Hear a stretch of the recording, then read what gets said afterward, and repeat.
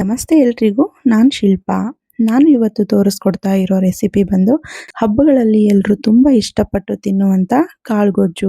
ಇದು ಹಬ್ಬಗಳಿಗೆ ಅಂತ ಅಲ್ಲ, ನಾರ್ಮಲ್ ದಿನಗಳಲ್ಲೂ ಚಪಾತಿಗೆ, ಪೂರಿಗೆ, ಪರೋಟಾಗೆ ತುಂಬ ಒಳ್ಳೆ ಕಾಂಬಿನೇಷನ್ ಅಂತಲೇ ಹೇಳ್ಬೋದು. ನೀವೇನಾದರೂ ಕಾಳುಗೊಜ್ಜು ಮಾಡ್ಕೋಬೇಕು ಅಂತ ಅಂದ್ಕೊಂಡಿದ್ರೆ ಖಂಡಿತ ಈ ವಿಧಾನದಲ್ಲಿ ಟ್ರೈ ಮಾಡಿ, ತುಂಬ ರುಚಿಯಾಗಿ ಬರುತ್ತೆ. ಮೊದಲಿಗೆ ನಾನಿಲ್ಲಿ ಕಡಲೆಕಾಳನ್ನು ಒಂದು 6ರಿಂದ 7 ಅವರು ಚೆನ್ನಾಗಿ ನೆನೆಸಿ ಇಟ್ಕೊಂಡಿದ್ದೀನಿ. ಕಡಲೆಕಾಳು ಚೆನ್ನಾಗಿ ನೆನಿಬೇಕು.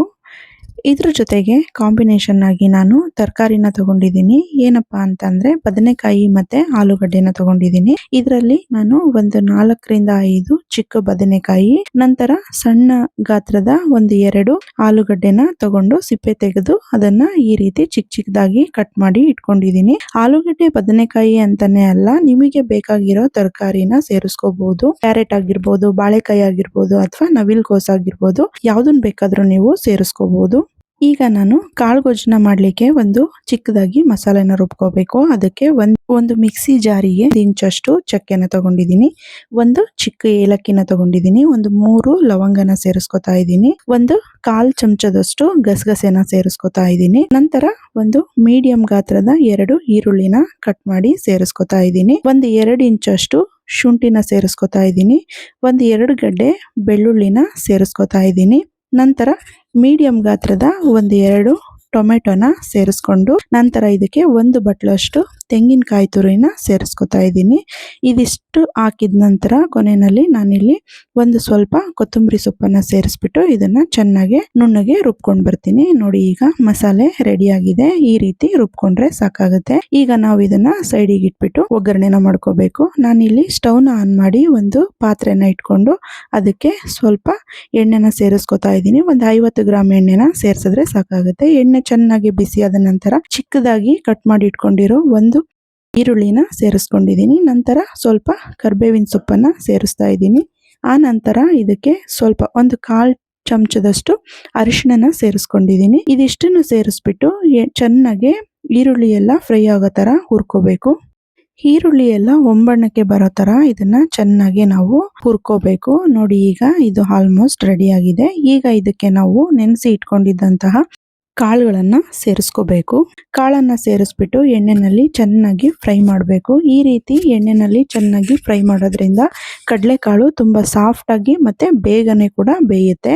ಹಾಗಾಗಿ ನಾನು ಇದನ್ನ ಎಣ್ಣೆನಲ್ಲಿ ಚೆನ್ನಾಗಿ ಹುರ್ಕೋತಾ ಇದ್ದೀನಿ. ಈ ರೀತಿ ಹುರ್ಕೊಂಡಿದ್ದಾದ್ಮೇಲೆ ನಾವು ಇದಕ್ಕೆ ಏನು ತರಕಾರಿನ ಕಟ್ ಮಾಡಿ ಇಟ್ಕೊಂಡಿದ್ವಲ್ಲ ಆ ತರಕಾರಿನ ಸೇರಿಸ್ಕೋಬೇಕು. ಚೆನ್ನಾಗಿ ಕಡಲೆಕಾಳನ್ನ ಹುರಿದಿದ್ದಾದ್ಮೇಲೆ ಈಗ ಇದಕ್ಕೆ ನಾನು ತರಕಾರಿನ ಸೇರಿಸ್ಕೊತಾ ಇದ್ದೀನಿ. ಇದಿಷ್ಟು ತರಕಾರಿನ ಸೇರಿಸ್ಬಿಟ್ಟು ಚೆನ್ನಾಗಿ ಎಣ್ಣೆನಲ್ಲಿ ಫ್ರೈ ಮಾಡ್ಕೋಬೇಕು. ನೋಡಿ, ಇಲ್ಲಿ ನಾನು ಫ್ರೈ ಮಾಡ್ಕೋತಾ ಇದ್ದೀನಿ. ನೋಡಿ, ಬದನೆಕಾಯಿನ ಈ ರೀತಿ ಎಣ್ಣೆನಲ್ಲಿ ಚೆನ್ನಾಗಿ ಫ್ರೈ ಮಾಡ್ಕೊಳ್ಳೋದ್ರಿಂದ ಬದನೆಕಾಯಿ ಗ್ರೇವಿನಲ್ಲಿ ಕರಗೋದಿಲ್ಲ, ನಮ್ಮ ಕಣ್ಣಿಗೆ ಹಾಗೆ ಕಾಣುತ್ತೆ ಮತ್ತೆ ಸಾಫ್ಟ್ ಆಗಿ ಬೆಂದಿರುತ್ತೆ. ಇವಾಗ ನೋಡಿ, ನಾನು ಕೂಡ ಅದೇ ರೀತಿ ಬೇಯಿಸ್ಕೊಂಡಿದ್ದೀನಿ. ನಂತರ ನಾನಿಲ್ಲಿ ಖಾರಕ್ಕೆ ಅನುಗುಣವಾಗಿ 1 ಸ್ಪೂನಷ್ಟು ಖಾರದ ಪುಡಿನ ಸೇರಿಸ್ಕೊಂಡಿದ್ದೀನಿ. ನಂತರ 2 ಸ್ಪೂನಷ್ಟು ಧನಿಯಾ ಪುಡಿನ ಸೇರಿಸ್ಕೊಂಡಿದ್ದೀನಿ. ನೀವು ನಿಮ್ಮನೆ ಖಾರಕ್ಕೆ ಅನುಗುಣವಾಗಿ ನಿಮಗೆ ಎಷ್ಟು ಬೇಕೋ ಅದನ್ನು ನೋಡಿಕೊಂಡು ಹಾಕೊಳ್ಳಿ. ನಂತರ ಇದೆರಡೂ ಚೆನ್ನಾಗಿ ಈ ರೀತಿ ಮಿಕ್ಸ್ನ ಮಾಡ್ಕೋಬೇಕು. ಅದು ಎಣ್ಣೆಯಲ್ಲಿ ಚೆನ್ನಾಗಿ ಮಿಕ್ಸ್ ಆಗಬೇಕು. ಕಾಳಿಗೆ ಮತ್ತು ತರಕಾರಿಗೆಲ್ಲ ಈ ರೀತಿ ನಾನು ಇದನ್ನು ಫ್ರೈ ಮಾಡ್ಕೊಂಡಿದ್ದೀನಿ. ನಂತರ ನಾವೇನು ಮಸಾಲೆನ ರುಬ್ಬಿ ಇಟ್ಕೊಂಡಿದ್ವಲ್ಲ ಆ ಮಸಾಲೆನ ಇದಕ್ಕೆ ಸೇರಿಸ್ಕೊಂಡು ಚೆನ್ನಾಗಿ ಒಂದು ಮಿಕ್ಸ್ನ ಕೊಡ್ತಾ ಇದ್ದೀನಿ. ಈ ರೀತಿ ಮಿಕ್ಸ್ ಮಾಡ್ತಾ ಮಸಾಲೆನ ಚೆನ್ನಾಗಿ ಎಣ್ಣೆಯಲ್ಲಿ ಫ್ರೈ ಮಾಡ್ಕೋಬೇಕು. ಅದರಲ್ಲಿರೋ ಹಸಿ ವಾಸನೆ ಎಲ್ಲ ಹೋಗೋ ತನಕ ಇದನ್ನು ಚೆನ್ನಾಗಿ ಕೈ ಆಡಿಸ್ತಾ ಫ್ರೈ ಮಾಡ್ಕೋಬೇಕು. ನೋಡಿ, ಈ ರೀತಿ ಮಾಡ್ಕೊಂಡಿದ್ದಾದ್ಮೇಲೆ ನೀವು ನೋಡಿಕೊಂಡು ಇದಕ್ಕೆ ನೀರನ್ನ ಸೇರಿಸ್ಕೋಬೇಕು. ನಾನಿಲ್ಲಿ ಚಪಾತಿಗೆ ಅಂತ ಮಾಡ್ತಾ ಇರೋದ್ರಿಂದ ತುಂಬಾನೇ ಗಟ್ಟಿಯಾಗಿರಲಿ ಅಂತೇಳಿ ಮಿಕ್ಸಿ ಜಾರ್ನ ತೊಳೆದ್ಬಿಟ್ಟು ಸ್ವಲ್ಪ ನೀರನ್ನು ಸೇರಿಸ್ಕೊತಾ ಇದ್ದೀನಿ. ನೀವು ಯಾವ ರೀತಿ ಬೇಕೋ ಆ ರೀತಿ ನೀರನ್ನ ಸೇರಿಸ್ಕೊಂಡು ಮಾಡ್ಕೋಬಹುದು. ಇದು ಗಟ್ಟಿಯಾಗಿದ್ರೇ ತಿನ್ನಲಿಕ್ಕೆ ತುಂಬಾನೇ ಚೆನ್ನಾಗಿರುತ್ತೆ. ನೋಡಿ, ಈ ರೀತಿ ಮಿಕ್ಸ್ ಮಾಡಿಕೊಂಡ್ರೆ ಗೊತ್ತಾಗುತ್ತೆ ನಿಮಗೆ. ತೋರಿಸ್ತೀನಿ ನೋಡಿ ಯಾವ ರೀತಿ ಇದೆ ಅಂತ ಹೇಳ್ಬಿಟ್ಟು. ಇಷ್ಟು ನೀರನ್ನು ಹಾಕ್ಕೊಂಡಿದ್ದೀನಿ. ಈ ರೀತಿ ಇದೆ. ಕಾಳು ಮತ್ತು ತರಕಾರಿ ಬೇಯಲಿಕ್ಕೆ ಸಾಕಾಗುತ್ತೆ. ನಂತರ ನಾನಿಲ್ಲಿ ಕೊನೆಯಲ್ಲಿ ಉಪ್ಪನ್ನು ಸೇರಿಸ್ತಾ ಇದ್ದೀನಿ. ನಿಮ್ಮ ರುಚಿಗೆ ತಕ್ಕಷ್ಟು ಎಷ್ಟು ಉಪ್ಪು ಬೇಕೋ ಅಷ್ಟನ್ನು ಸೇರಿಸ್ಕೊಂಡು ಚೆನ್ನಾಗಿ ಒಂದು ಮಿಕ್ಸ್ನ ಕೊಡಬೇಕು. ಈ ರೀತಿ ಮಿಕ್ಸ್ ಮಾಡಿದ್ದಾದಮೇಲೆ ಇದನ್ನು ಲಿಡ್ನ ಕ್ಲೋಸ್ ಮಾಡಿಬಿಟ್ಟು ಒಂದು ವಿಸಲ್ನ ತೊಗೊಂಡ್ರೆ ಸಾಕಾಗುತ್ತೆ, ಬೆಂದಿರುತ್ತೆ.